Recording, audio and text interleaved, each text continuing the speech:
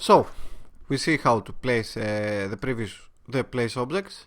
Now let's see the stacked objects, because the logic is pretty much the same. Okay, we have past stacked object place. This is the function we use on the buttons on the UI, and we say if there is no stack clone object previously, then make it null. If it's not null, destroy the stack clone object, close all, open place stack object, and over here I should have also stack clone object, make it null. Okay, and the stack object to place is the resource manager. Go to the instance of the resource manager and get the get stack object with the object ID, and it will return us the object prefab for the stacked game object we actually placing. Let's see the variables. Okay, copy paste, pretty much similar to the place object variables.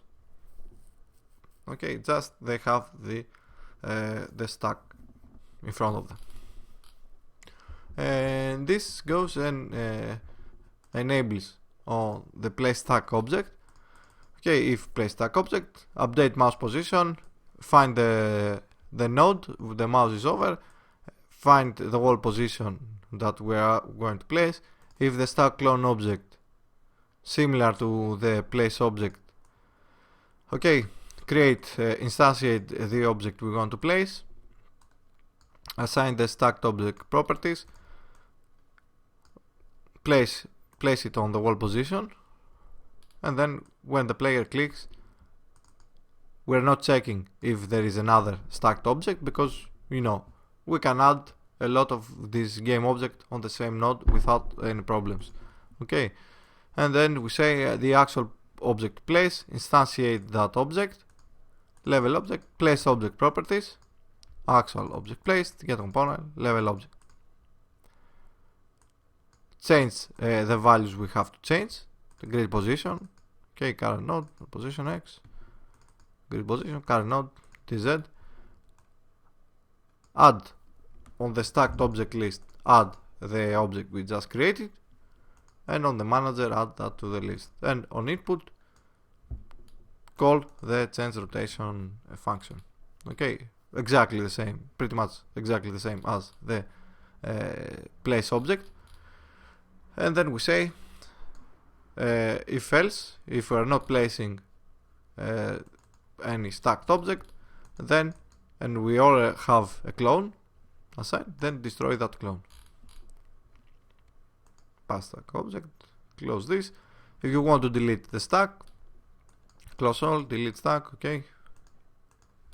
Delete stack object, find the node we are clicking off, and if that node has the list of count greater than 1, so that means it has at least one stacked object, then go through all that list, check to see if they belong inside if they have it inside the manager, inside the list of insane stack objects.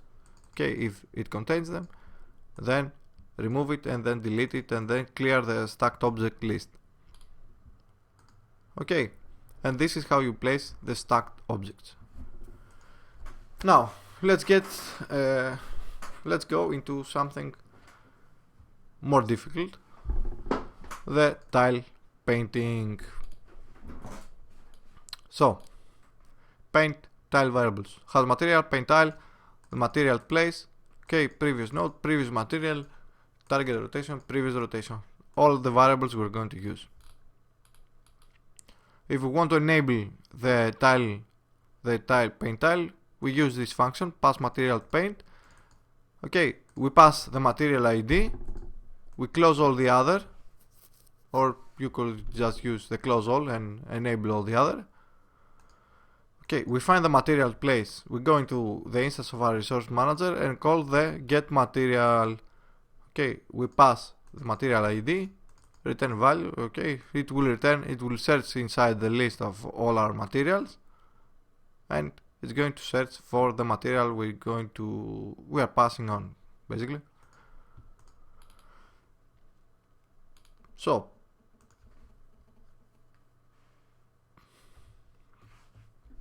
we have the material, we enable the paint tile material, not over here, and then here where the fun starts.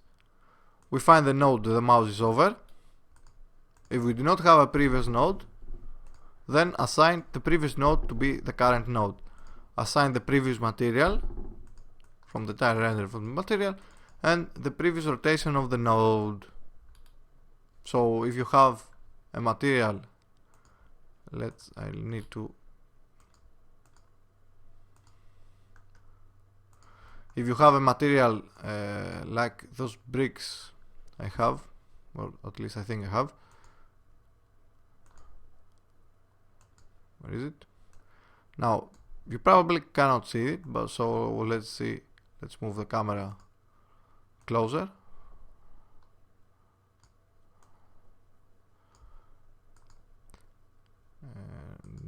No. Okay, these bricks. I might not want to go this direction. I might want to go this direction. Okay, we need to save this over, because where we are moving from a tile to tile, it needs to know what was the previous material. So when the mouse is over the other materials, it will not keep the same. It will revert to the previous material. Okay.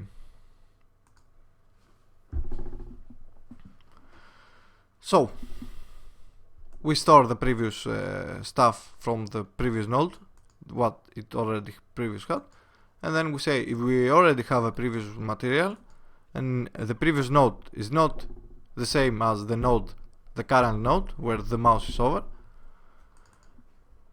Now if we're not painting the tile, if we are painting the tile, then get the material ID, we need to find the material ID from the material we already have. Okay, and we do that. We go to the instance of the resource manager. We use the get material ID and we pass the material. It searches inside this list. So it says, yeah, the material you have into your mouse and you are ready to paint is the same as this. So this is the second position inside the list, and it returns that integer. On the current node, it returns the current node. And this is where the node object comes to play. Node object, and no, I'm not going to see it right now. This is all for serialization, so I'm not going to do this right now. So ignore this. If it's the material, if the previous node is not the same as the current node, okay, paint tile equals false. If we're not painting the tile, then we say we reassign the previous node tile render material, previous material. Okay, we assign the previous part the node had, and then we say the previous node is the current node, previous material is the node we have on the previous material is the material we have on this node. The previous rotation is the rotation we have on this node. So when the player clicks, it only needs to say that, we want to paint this tile. So on the next frame, and and if the mouse is on a different node than the previous node we stored, then it's going to say it's just going to ignore what it had previously, and it's just going to use the one it already has. So current node tile render material equals the material to place, and the current rotation it has. This visualizes the materials. So basically, because this is not a game object and we're not creating, it's not like a game object like this when we want to paint, and we're not creating a new tile, we're simply changing the materials. Okay, and because we need to know what material was before, when the mouse changes a node, okay, it reverts to the previous one. But if I want to paint that, if I want to paint a tile, then the only thing I need to do is just say, you know, the previous stuff you had, forget that, and then move to the next one. So the actual painting happens when you click and you move the mouse out of the tile. Okay. So I click right now.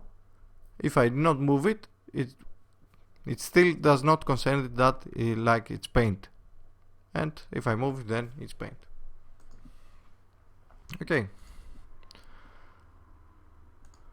And then we say, if we want to change the mouse, the rotation, just do this once again. And this is how you paint a tile. Now, of course, you cannot delete tiles, but you can paint them all. So we have a public function over here, paint all, 2 for loops. We go and take the tile renderer from every node, and we assign it the material we have the material we have enabled. Okay, and we pass on the node object we pass the info we want when we want to save them, and we're going to see this a bit later. Okay, and we say previous node. We do not have any previous nodes. So, and this is where the really fun stuff begin. Okay, so take it slow, try to understand it, and we're going to have some fun over here. So we have our walls, and our walls is, okay, this stuff.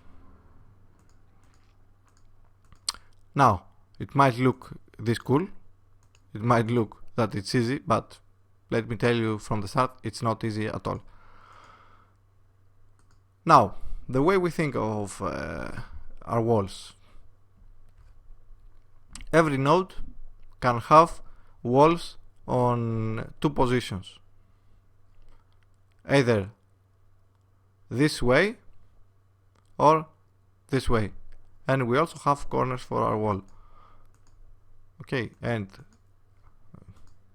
yeah, I have the closed. Let's see the prefab. Let's actually drop the prefab of the floor, so we have something to watch. Let's delete this. Let's find prefab, and let's drop the prefab for the wall creator. Okay, both are on 0, 0. This is where is my floor? What does my floor does over there? I do not know. So this is the wall. Let's close the canvas for now, and of course we're probably going to forget it later, so let's keep it open. So this is the wall. This is the wall prefab. As you see, it does not have the wall on the 4 sides of the wall, actually. Okay, and of course it does not go diagonally, so it's fairly easier, and the way we have 2 directions only is that the actual, because they are not, they take from both. It takes from the node it currently is, and it takes a bit on the neighboring nodes. Okay, so it's something like this. Okay, and if you want to create something like this, then you do it this way. So if you want to create wall on both sides, on a square basically, you actually create wall on the node that is from this side and the node that is from this side. Okay, and this is going to be handy a lot. You will see a lot more stuff with this anyway. So the corners, because I do not want my wall to have corners, or you might want to have corners on every position, the node must also know where to create the corners. Okay, the way I have it over here is that, okay, I want my corners to be placed on the first node and on the last, so it doesn't have anything in between. So for every wall that I'm creating, okay, for every intersecting wall, I disable the corners. So let's see the prefab. Because this is an object we are placing on the nodes upon a grid. Okay, it needs the level object script. But we're also going to say is wall object to be true. Okay, you cannot rotate a wall, so rotate degrees is 0, and there's also no model visualization and all this stuff, since we're handling it all from the level wall object. Now, level wall object. We have 2 directions we can create a wall. Now, I kind of messed it up when I've created these walls. So, we have 2 directions. Think of, not directions, think of the 3 corners of the wall. A, B, C. Okay. Now, because I messed it up, we have the direction it has is A, B, C. Okay. So think of it this way: A, B, C. The 2 directions immediately we get is the BC, so corner from corner to corner, BC, and AB and BC. AB, BC, 2 directions. But since this node might be into a corner, just like this, we also have another direction, which is all. Okay, all direction means that it has both of the directions opened. We have a wall list where we have our 2 walls, wall A, B and wall BC. Okay, so if it's active or not, so it goes when we are instantiating this, it knows what to open and what to close based on the wall direction. And the corner list, we have every corner as a separate game object into the corner. Okay, and we have a list, and we just go and enable and disable them. So let's see the script. Level wall object. Okay, namespace level editor. We also need the system because we're using the serializable for when we want to serialize it. And then we go and say, okay, we have enum the wall direction A, B, B, C, all, and public booleans to know what corners we have enabled or disabled. Now the corners are completely arbitrary. You might not want to have corners in your game, you might want, and this is just a simple way I've just made it for my own use. Okay, you can do something else if you do not like this. We have the list of wall list and a corner list, and inside the wall list we have wall base, okay, if it's active, and the game object of wall, and corner base if basically the game object. Now I have a different boolean to say if it's active and the game object of wall, because I'm going to use on later videos, I'm going to use the wall for a lot more stuff. So I do not want to check if the game object is active, I want to know if the wall is active. And then we say, if we want to update the wall, we pass the direction. We close all the directions first.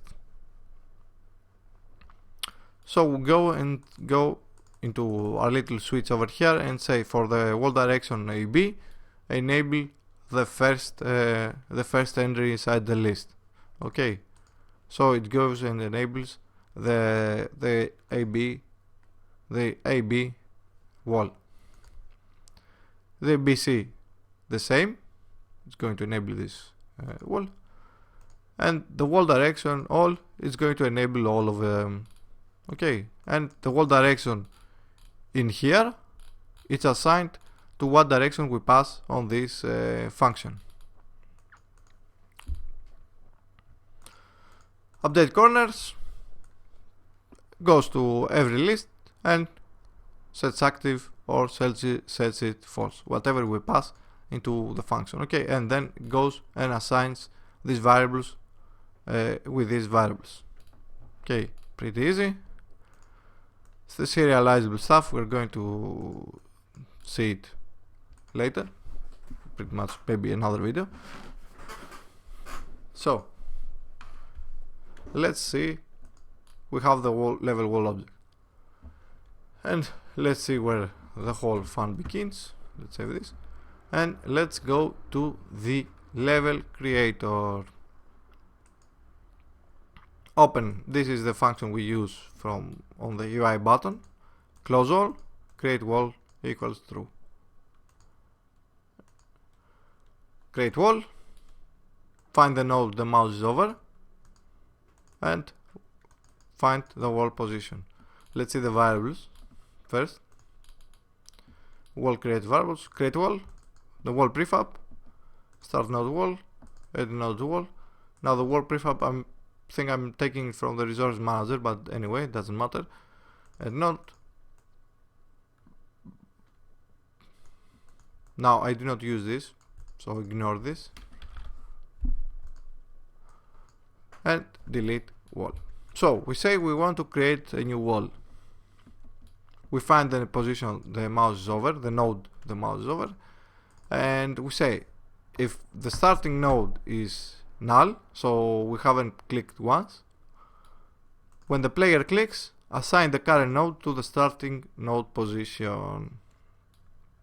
Else we have a starting node and the player clicks again, that means he has an end node wall.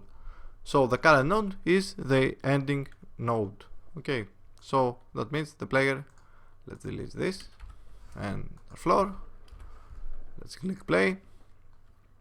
So that means up till now that the player has gone and clicked in this node, and I'm going to click on this node again. Okay, so I have starting node and I have ending node. Now if we have a starting node and if we have an ending node, we immediately have two problems. We only have the starting node and the ending node. We do not know if the player click like this, if the player click like this, if the player click like this or like this. We do not know the way the player actually clicked. So as you understand, we actually have to create cases for each different direction and each different case the player might want to click. Fun, right? I know. So let's check the things we can check. We can actually check first. Okay, let's check how much the starting node. Let's check the distance from the starting node to the end node. So we basically want to check how many nodes to the left or to the right or up and down is the distance between the starting node and the ending node. The way we do that is we go and say we subtract from the node position x, from the end node position x, we subtract the starting node position x. Okay, and we also do that for the z-axis. So we know how many nodes away the end node is from the starting node on the x-axis and on the z-axis. Okay, we have a function that actually creates a node.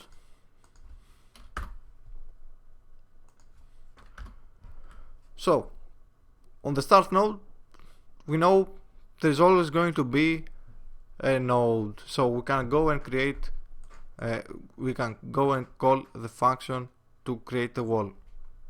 Now let's see this function also. It's the function we are going to actually be calling when we want to create a node. Okay, so if I want to create a wall inside the node, I need to pass the position x and the position z so that we can find the node. Okay, and we need to pass the direction, so it's going to the node, it finds the node, finds the wall position, of course, and if there isn't a wall object inside the node, then it's going to create actual object place like we are placing an object. Okay, but we are only placing a wall.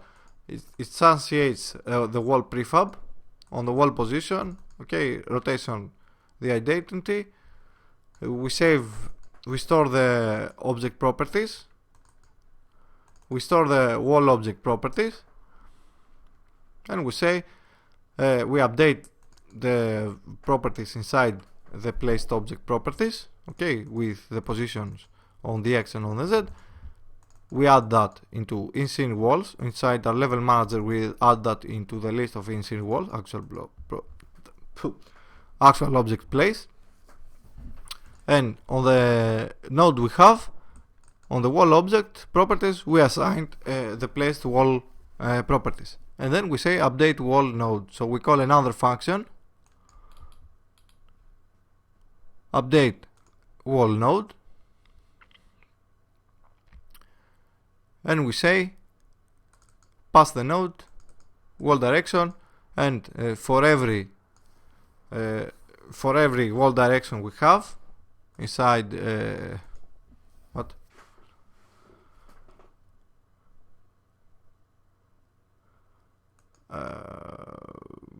yeah, I think this is not really necessary, this for loop. So it goes into the node and it's passing the direction, and it goes and updates it calls the update wall and pass the direction, so in turn it comes into the level wall object. Okay, runs this the function and knows what wall to open. Okay, if it's going to open this wall or this wall. And let's actually save and see that it works without the for loop I just created, and it works pretty much as it should. Alright, so let's delete this and this, and let's put this over here, and let's say so update wall node.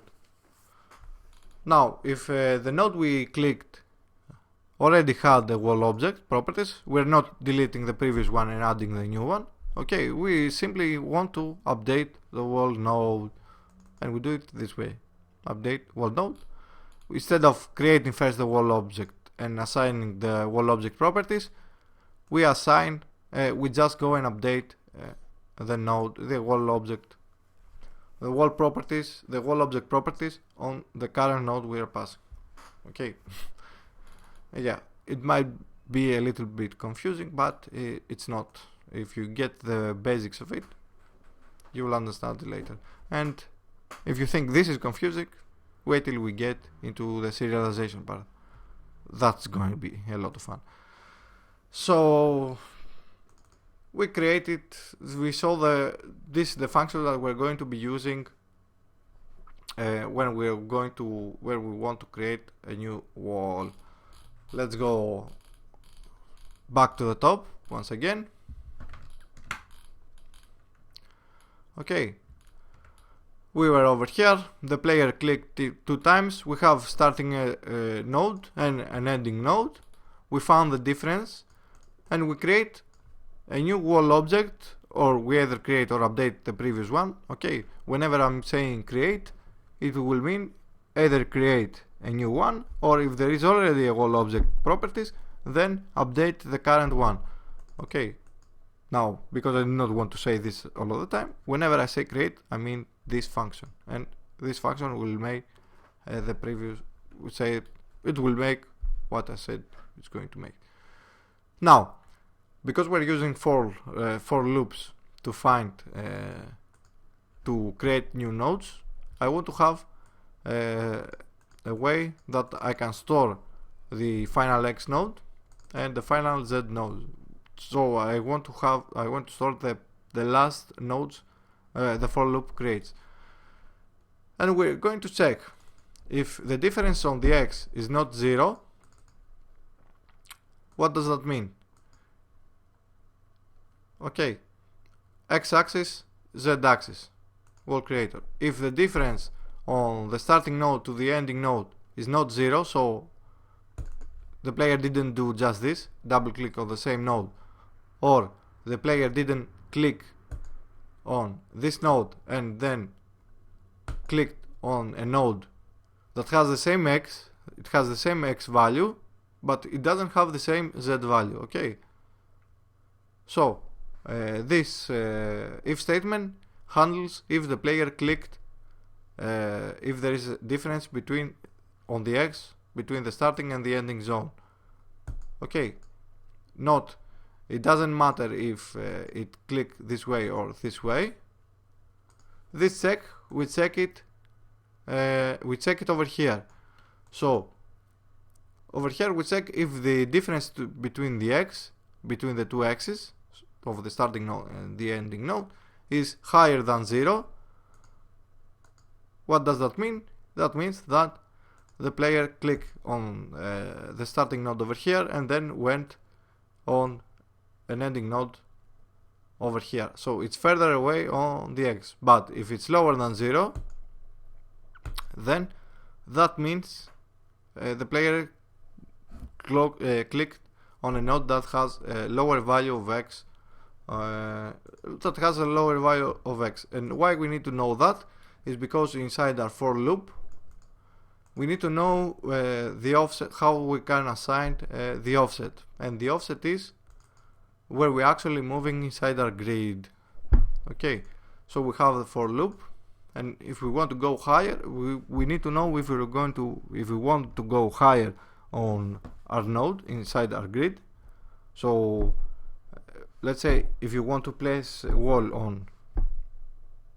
on the X3 and Z5, if you want to drag a wall from the X3 and Z5 to the X5 and Z5, then the nodes you need to take is X4, Z5, X5, Z5, and if you want to go even further, X6, Z5. But if you want to drag a node from X5 to X0, okay, we'll never go lower than 0 into our grids. You might want to go, but there's no need for it.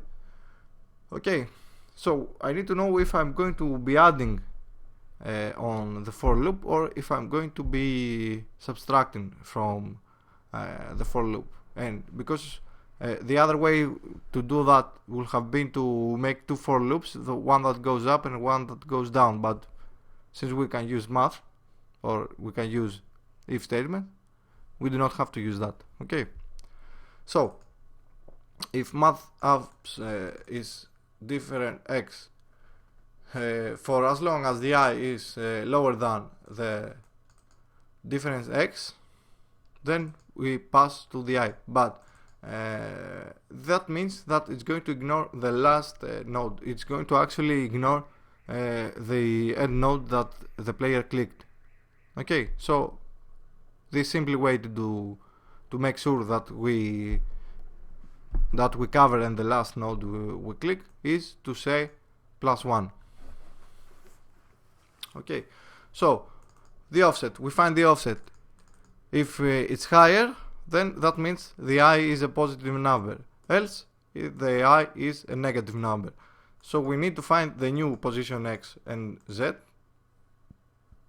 Now since we only handle the differences between the x right now, the z will always be the same as the starting node position z. Okay, but the position x of the new node we're going to take will be the position x of the starting node plus the offset. Okay, and if it's higher or lower, then that depends on the different x. That depends on this statement. Now, because we're taking positions, but we do not actually know if our grid have these positions, then we need to do this. Okay, if one of the two positions, either the x or the z, is lower than 0, make them 0. If they are higher than the maximum size of our grid, then make them the maximum size of our grid. Final x node will be the last node that this for loop is going to make. It's going to be assigning it on every iteration of the loop. Okay, so the last one it's going to assign it will be the actual final x node. We need to pass the direction, and in this case, okay, since we are checking for the x, the direction, we know that it's always that all the walls are going to have the direction of AB. AB was the direction like this. Okay, AB. And then we say create wall with that direction on that node. Since we have the corners, we know that we want to create corners. Okay, we have the starting node and the ending node. We want to create on the starting node, we're going to create a corner over here and a corner over here. So on this node, the corner is the big corner, and on this node, I want to enable I think this is the C corner. Let's see.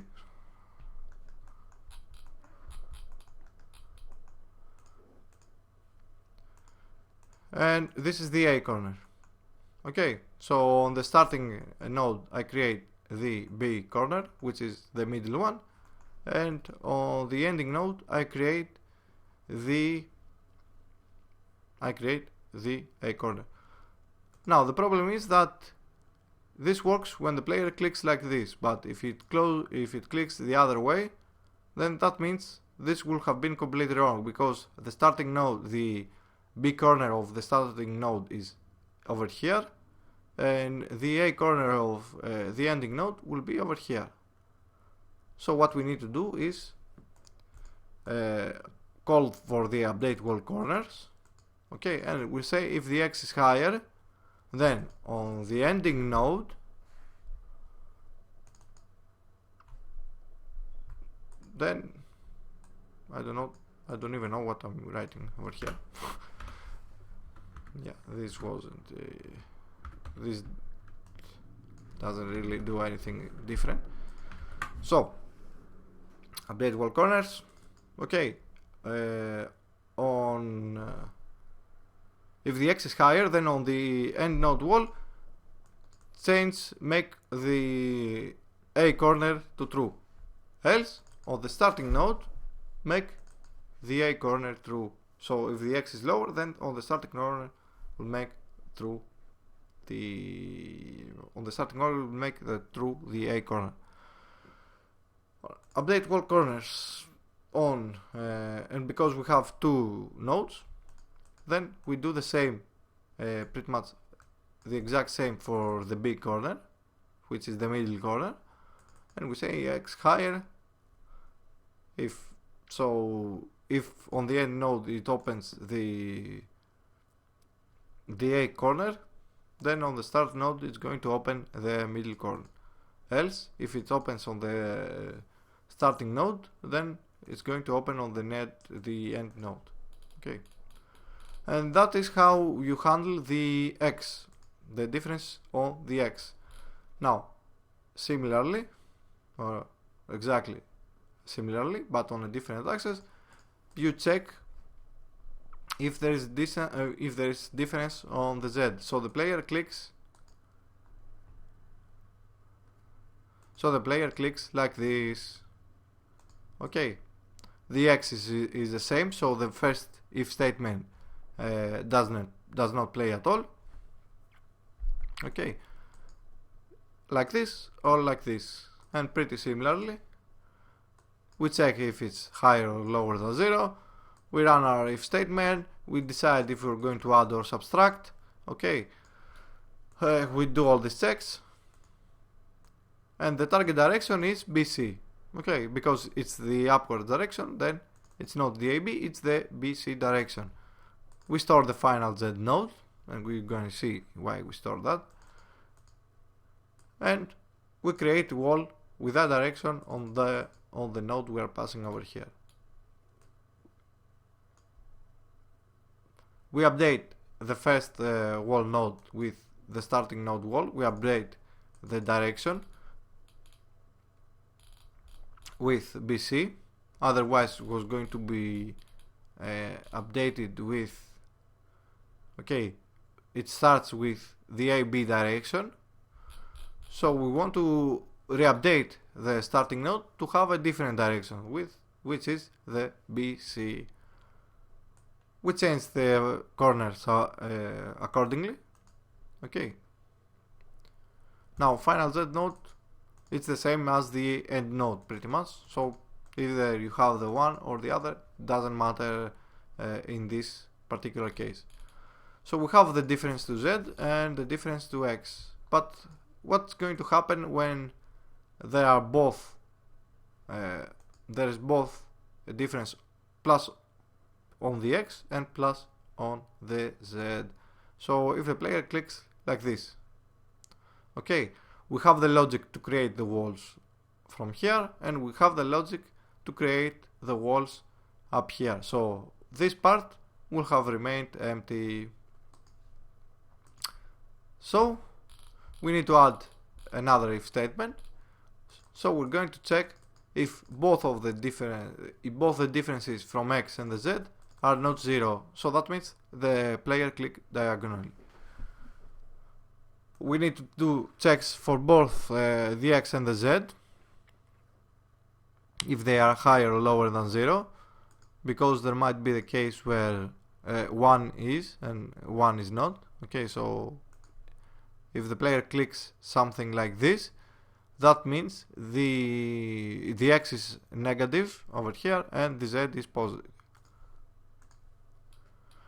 So we have the same, we pretty much do the same as the above 4 statements, but instead of using the Z of the for the X, instead of using the Z from the starting node, we use the end node wall, the Z from the end node. So we take the height of where the player actually clicked last.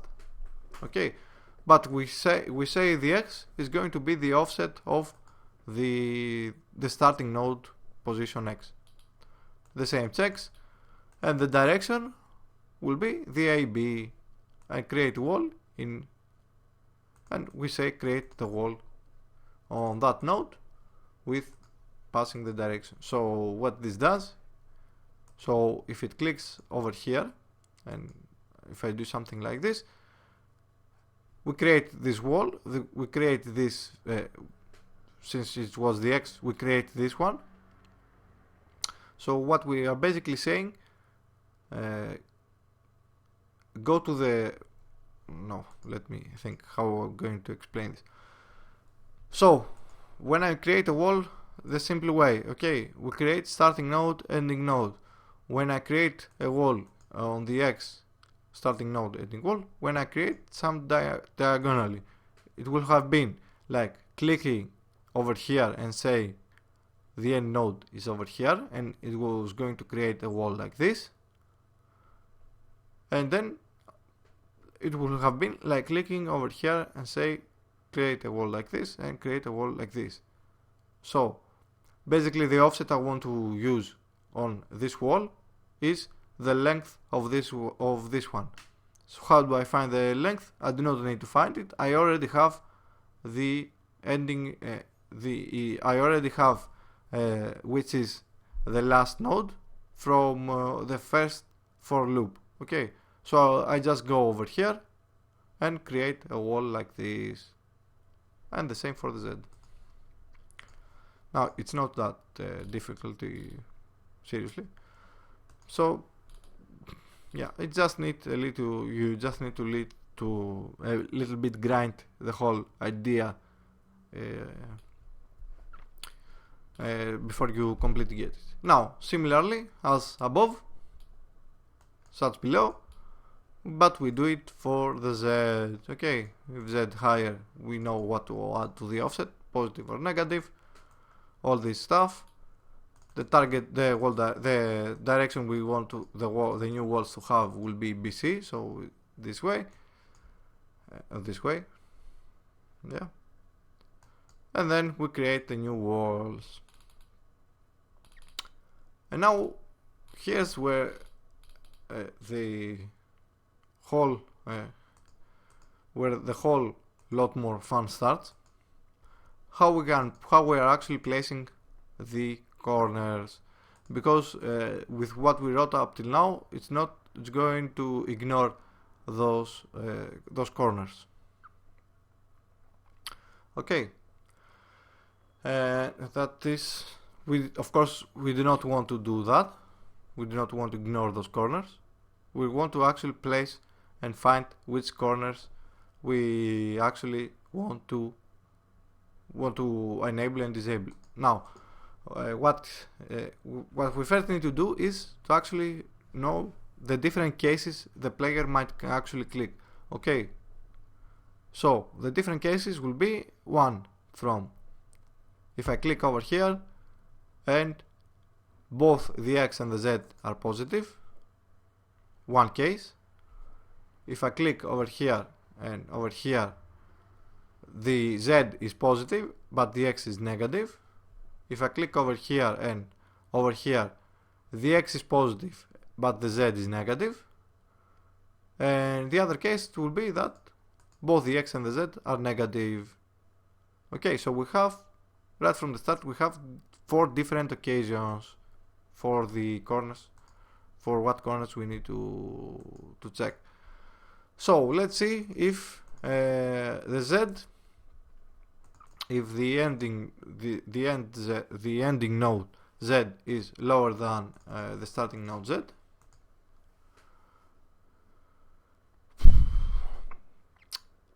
So what we first need to do is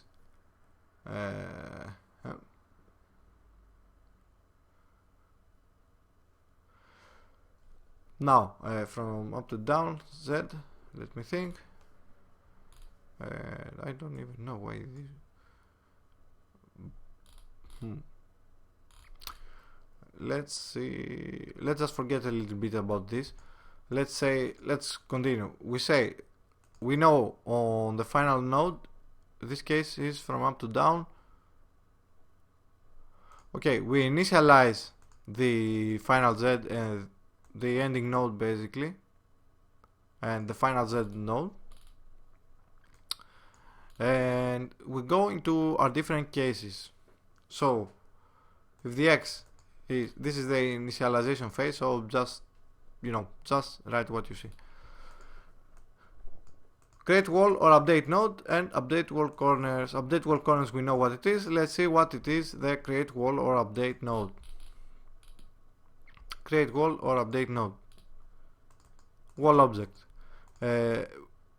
Because I do not want to rewrite this if statement all the time.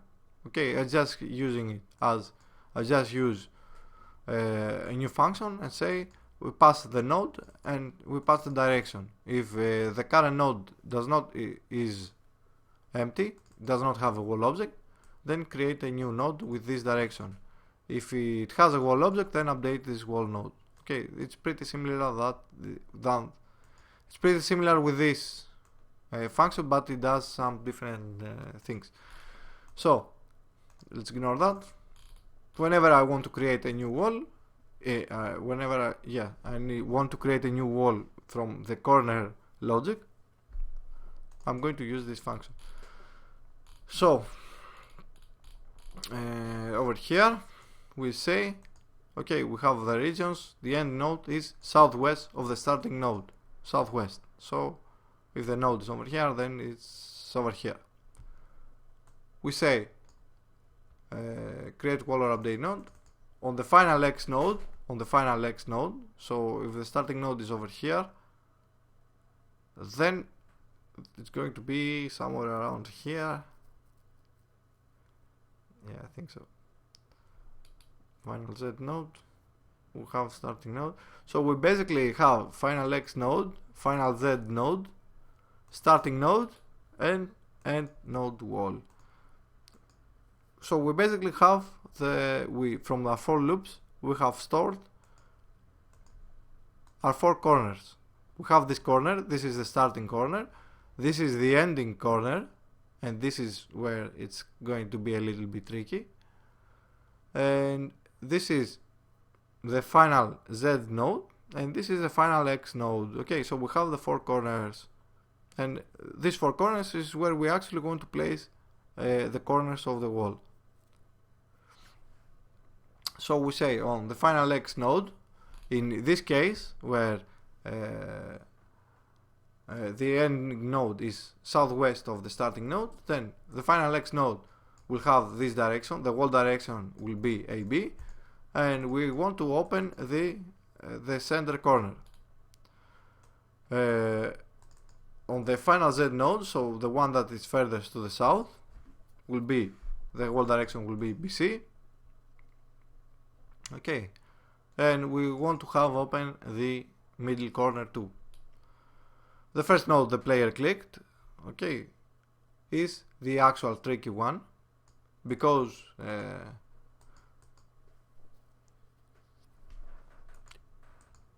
okay, this is the starting node, and I click over here. Okay, if you see this starting node, it's not a node that we actually want the wall, because there is a wall.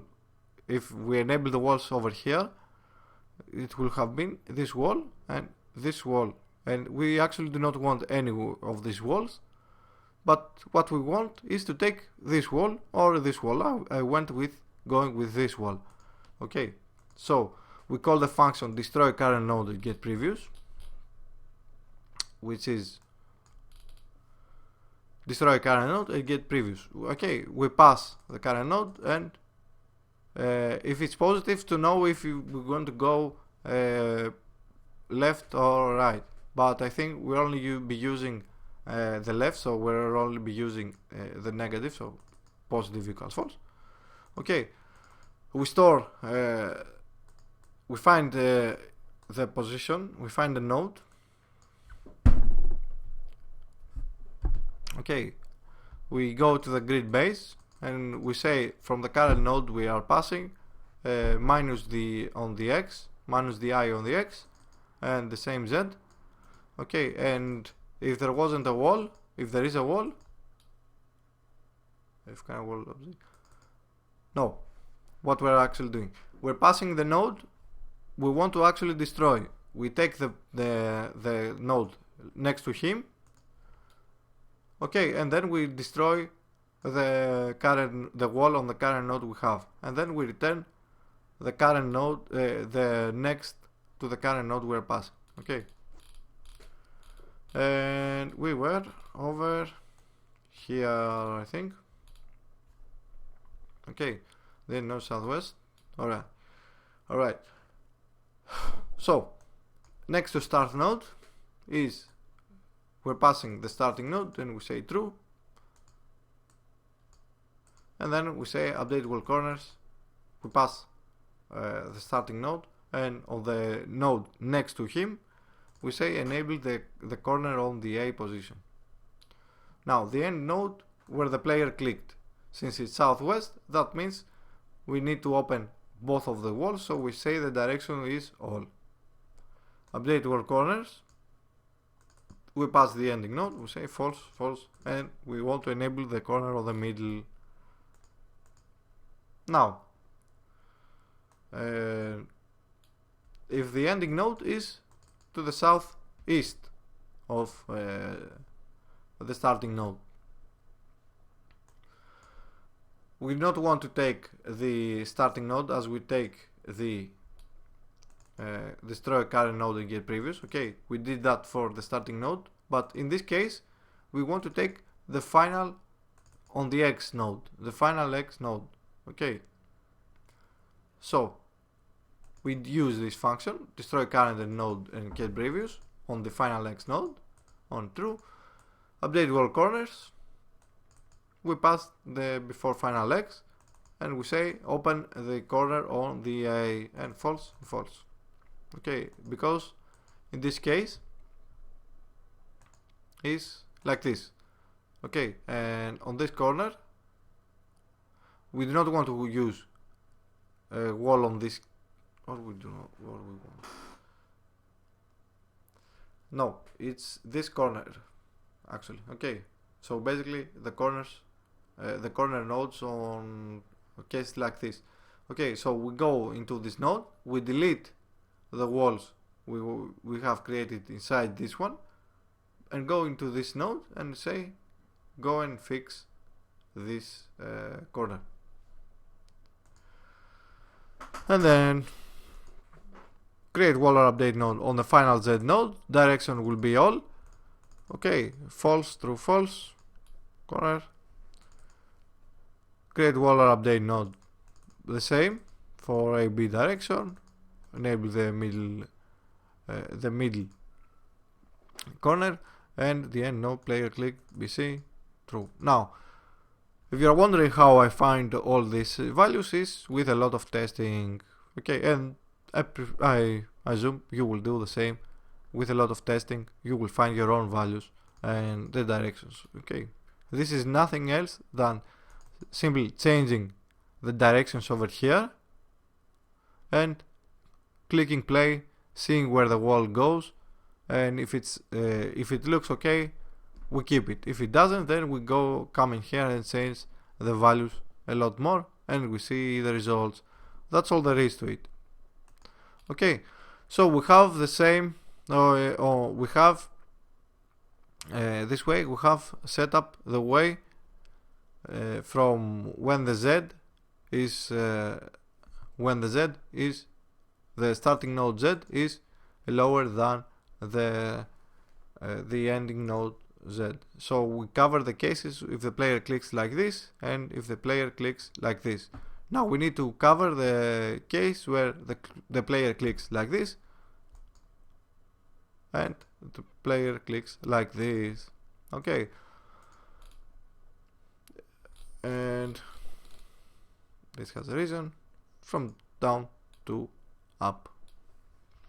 Okay, we check the X if it's positive or negative, and we pretty much do the same thing once again. Okay, but in this case the northwest node is this over here. We need to destroy this node and take the node over here. Okay, when we continue, we pass the directions we want to pass, and we enable the corners we want to enable on those nodes. Okay, and the other way around is the node we want to delete is next to end node is this one over here. Okay, if you get the basics of it, it's simply copy pasting code up to this point. Okay, and that's how you have a wall creator like the one you see over here. Okay, a lot of work, and it's all about making your players having tools to create new levels, because let's face it, creating levels was your job after all. So if you do not want to skip, if you want to skip the part where you are actually making the levels, then you have to make it easy for the players to make levels. Okay, so it's either one way or the other. Now let's say we want to delete the wall. So if you want to delete the wall, a function that we call from the UI button Okay, and then we say delete walls actual, delete wall, update the mouse position, find the current node, and if you click mouse position, search for a wall object, okay, delete it from the list of in-scene walls and destroy the current node, and current node wall object equals null. And that's about it, how you create the wall creator. I know, fun, right? And I'm going to make a little break over here, and when I'm coming back, we're going to talk about serialization, and it's going to be funny as hell. So I'll see you in a bit.